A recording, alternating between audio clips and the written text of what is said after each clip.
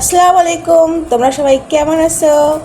আলহামদুলিল্লাহ, আল্লাহর রহমতে তোমরা অনেক ভালো আছো। দেখো, তোমাদের সামনে আমি কত সুন্দর একটা আইটেম নিয়ে এসেছি। এটা হলো কোকোলা লুডুস, দারচিনি,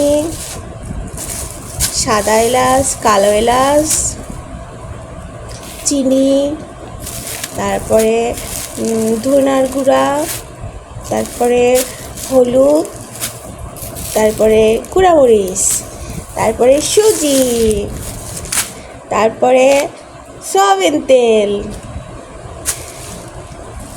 তারপরে জিরা, স্যাভলন, সাবান। বাচ্চাদের জন্য সুজি অনেক উপকার, আর বড়দের জন্য একদমই নয়। দেখো, দারচিনি না হলে তো মাংসে হয় না ভালো।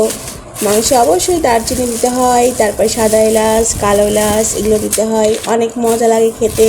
তারপরে ধনের গুঁড়া, এগুলো সব আমার হাজব্যান্ড বাজার করে নিয়ে এসেছে, এই জন্য তোমাদেরকে আমি দেখালাম। আর স্যাভলন সাবান নিয়ে এসেছে হাত ধোয়ার জন্য। অনেক ভালো, হাত পরিষ্কার হয় এবং অনেক সেফটি। স্যাভলন সাবান।